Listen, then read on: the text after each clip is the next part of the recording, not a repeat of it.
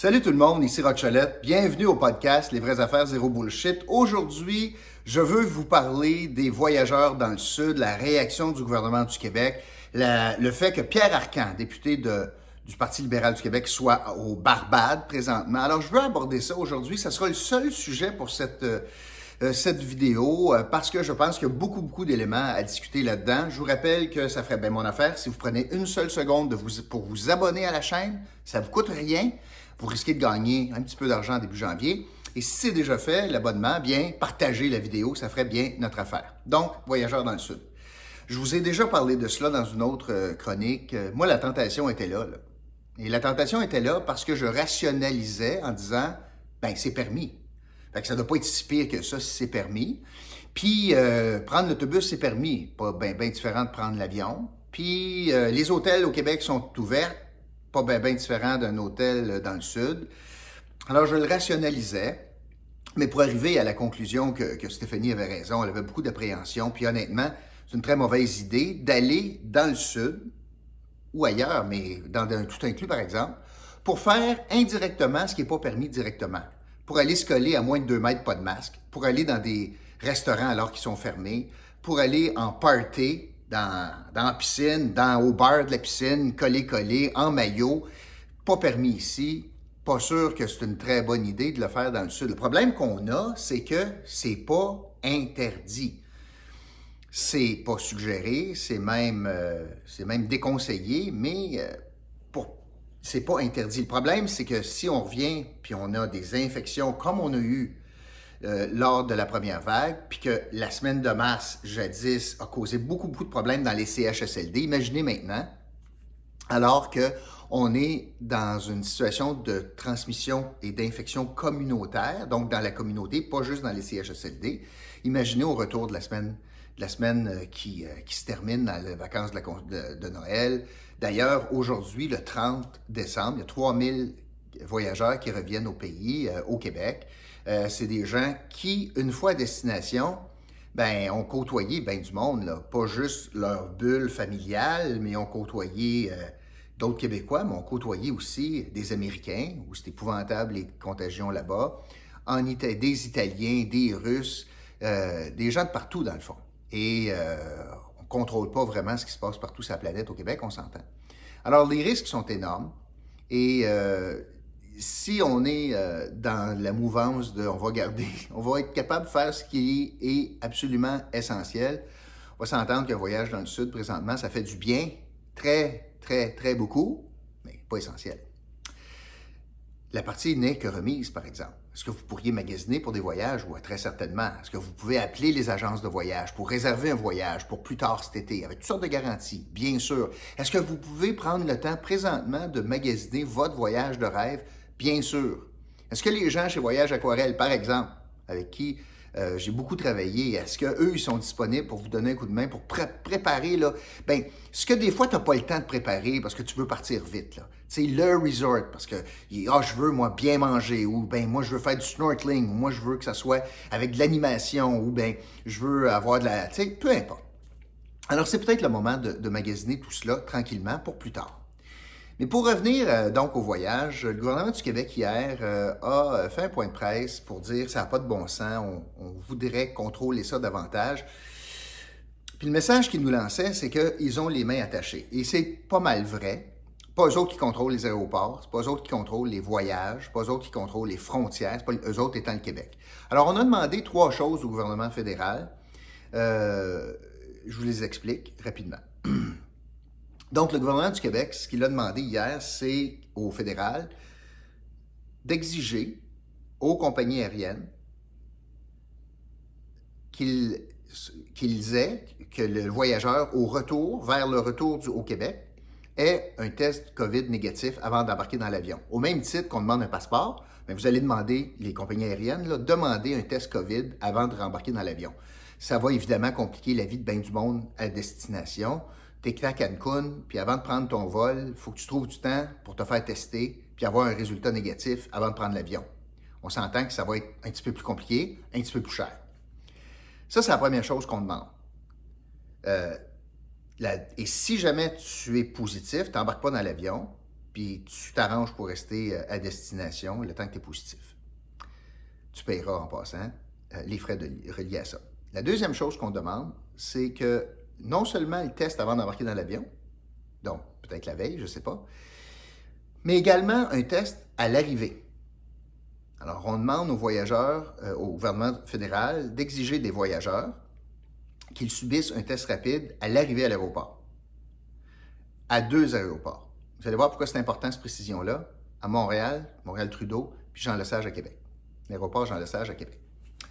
Ensuite, on demande une troisième chose, un contrôle accru de la quarantaine. Parce que vous savez, quand on revient au pays, on est supposé d'être en quarantaine pour 14 jours. Et ce qu'on demande, c'est que le contrôle soit plus sévère, puis que le contrôle de votre quarantaine, parce que ça veut dire la quarantaine, c'est que si tu reviens, tu sors de chez toi dans ta cour arrière ou sur le balcon, that's it, that's all.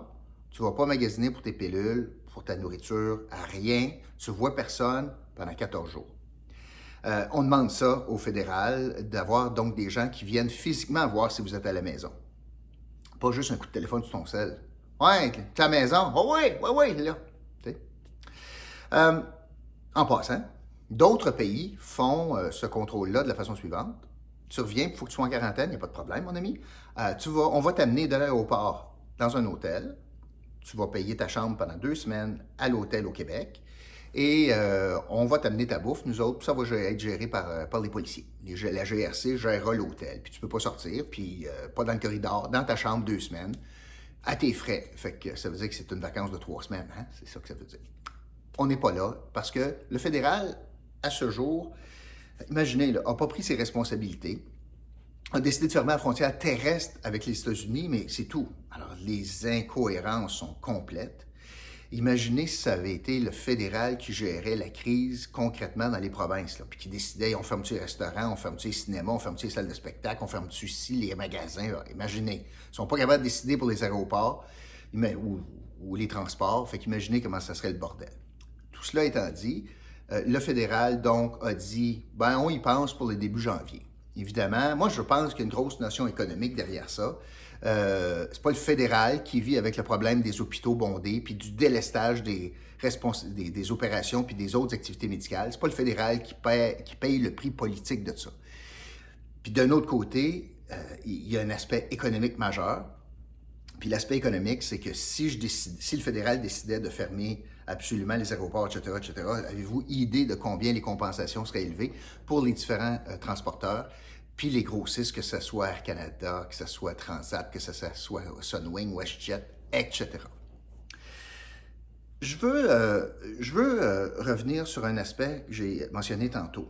Je vous ai dit, c'est important, la question des 2 aéroports. Alors, le gouvernement du Québec, officiellement, là, ce que j'en ai compris, moi, demande au fédéral de procéder à des tests à l'arrivée pour les voyageurs qui reviennent au pays, pour s'assurer qu'il n'y ait pas de contamination, là, de procéder à des tests au retour dans 2 aéroports, Montréal-Trudeau, Jean-Lesage à Québec.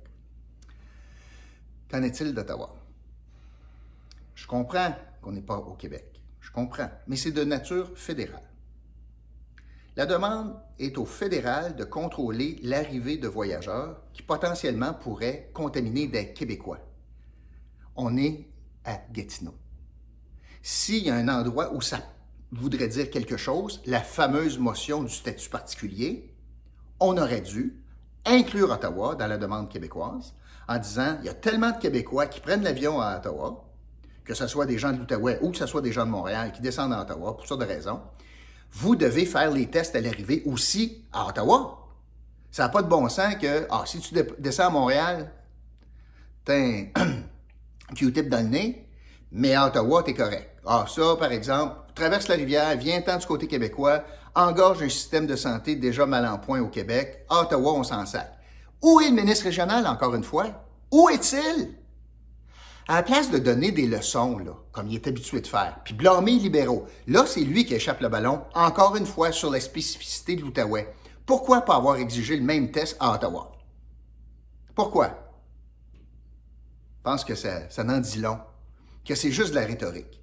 Puis quand ça vient le temps de mettre les culottes, là, de dire, OK, ça veut dire quoi, là? Ça veut dire que oui, on va se mêler d'Ottawa parce qu'il y a des Québécois qui atterrissent à Ottawa, qui arrivent de Cancun, qui arrivent de Cuba, qui arrivent de la République dominicaine, puis on veut qu'il y ait le même traitement que quelqu'un qui débarque à Montréal à la place. En tout cas, encore une fois, je pense, ballon échappé. Avez-vous entendu le maire en passant? Revendiquer la même chose? Non. Il doit être en vacances. Ça doit pas être important. Là, je veux aborder la notion de faites ce que je dis, faites pas ce que je fais. On apprenait que Pierre Arcan, qui est un député libéral d'expérience, pas juste un député libéral d'expérience, un député libéral d'expérience qui a été chef par intérim du parti, a quitté pour la Barbade le 25 décembre. Et on a appris qu'il y a aussi un député de la CAQ, Yuri Chassin, qui a quitté. Et la CAQ explique que ils ne diront pas qu'il est parti où, mais que c'est pour des raisons personnelles. Ben, à ce titre-là, moi, mon gars se marie dans le Sud, c'est une raison personnelle de la Cancun. Tu sais, je veux dire. Mais je veux vous parler de Pierre Arcan. Pierre Arcan, député de Montréal, a été chef par intérim du Parti libéral du Québec, étant à la Barbade depuis le 25. Il a fait un commentaire hier en disant qu'il regrette, mauvaise décision, ça n'a pas de bon sens, mais il est là-bas pareil. T'sais? Les deux pieds dans le sable, ne paniquez pas, j'ai fait une erreur, mais moi je m'accoule douce, arrangez-vous. J'ai beaucoup de choses à vous dire là-dessus. Je veux tout d'abord commencer par les faits. Pierre Arcan n'est pas dans un tout inclus. Pierre Arcan est dans son condo à lui, en Barbade. Il y a des années qu'il a ça, il va là-bas à tout et Noël. Il est chez lui. Est-ce que c'est un facteur? Je ne sais pas. Est-ce que ça devrait faire jouer ça là? Je ne sais pas. Depuis qu'il est là, il a subi un test avant de partir le 22, parce que j'imagine que là-bas, on exige un test pour rentrer en Barbade, puis il en a subi un le 27, pendant qu'il était là-bas. Négatif les deux. Il est là-bas donc, mais dans son condo. Il dit qu'à son retour, il va respecter la quarantaine. C'est ingérable si on décidait de gérer ça à la pièce. Tu peux pas gérer ça de même. Ça n'a pas de bon sens. Il reconnaît, et c'était hier, donc le 29, j'ai fait une erreur, puis c'est pas correct pour le personnel de la santé au Québec. Qu'est-ce qui a changé entre le 25 quand il est parti puis le 29? Ce qui a changé, c'est qu'il s'est fait pogner. Je pense pas, moi, là, que si ça avait été de son propre chef, tout seul, sans être pogné, il aurait écrit un communiqué en disant « Hey, by the way, je suis en Barbade, puis je me sens bien mal. Le soleil est bon, l'eau est bonne, mais je me sens mal. » Je pense pas qu'il aurait fait ça. Mais ce que ça nous dit, c'est que c'est difficile de faire passer un message politique quand les politiciens ne donnent pas l'exemple. Et ça m'amène à parler de est-ce qu'il y a 2 poids, 2 mesures? C'est permis, c'est légal de voyager, c'est pas souhaitable. Est-ce qu'un politicien peut dire, ben moi, là, dans le c'est possible, mais c'est pas souhaitable, je décide d'y aller dans le c'est possible? Pas vraiment. Pas dans le contexte actuel. Ça, c'est comme pas de ben de bon sens qu'un élu fraude l'impôt. Quand il demande à tout le monde de respecter l'impôt. Ça n'a pas de bon sens. Il faut que tu donnes l'exemple. Puis des fois, il faut que tu sois plus blanc que blanc. Et là, même si c'est permis, c'est une très mauvaise idée. Ça en dit long sur le jugement politique de Pierre Arcan, qui en passant est le frère, je ne sais pas si vous le saviez, mais c'est le frère de l'animateur vedette Paul Arcan au 98.5. Mais le jugement politique de Pierre Arcan, qui a été un ministre important sous Philippe Couillard, entre autres, ça n'en dit long sur son jugement. Lui-même qui était chef intérimaire du parti. Puis après ça, on se demande comment ça se fait que les partis libéraux est dans une telle situation au Québec. Ce qui m'amène à aborder une question encore plus importante, l'impact de cette décision de Pierre Arcan sur le parti, mais sur la chef, Dominique Anglade. On vit présentement, à mon sens, là, un test de leadership de Dominique Anglade. Probablement qu'il ne l'a pas appelé pour dire « Dominique, je m'en vais à Barbade ». Parce qu'elle a fait un point de presse conjoint avec François Legault, Manon Massé, puis le chef du PQ, qui était à l'origine de la rencontre, en passant, puis du point de presse commun. Puis les 4 ont dit « Nous autres, on vous suggère de ne pas aller dans le Sud. C'est une mauvaise idée. Soyez solidaires. On vous demande ça. » Elle était bien contente, Dominique Anglade, d'avoir le Kodak à côté du PM. Elle était bien contente de dire ça. Mais là, il y a un de ses joueurs à elle qui décide de ne pas respecter ce qu'elle demande. Alors, ça devient un test de leadership. Parce que, face à cela, premièrement, elle voit bien que son whip n'a pas fait sa job de contrôler où est-ce qu'était le monde.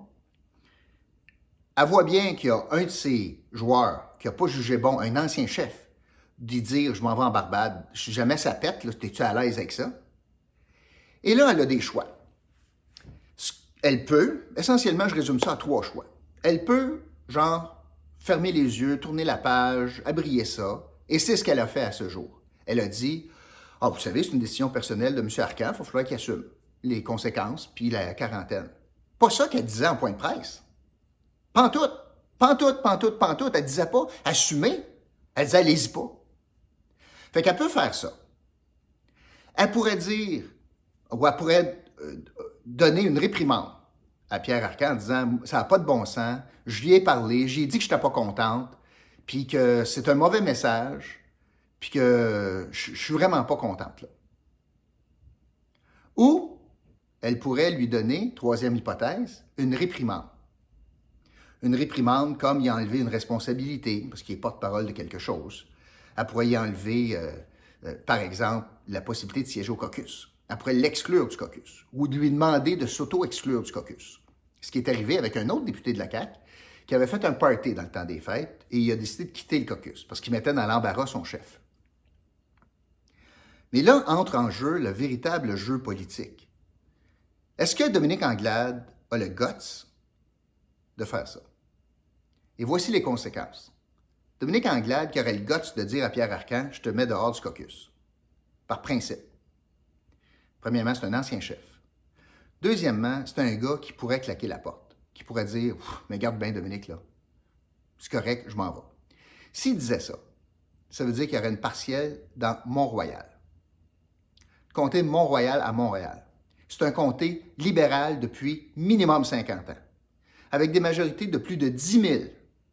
J'ai regardé, moi, ce matin, les gens qui ont occupé ce poste-là, là, de député de Mont-Royal. Là. Il y a eu John Chacha, fameuse crise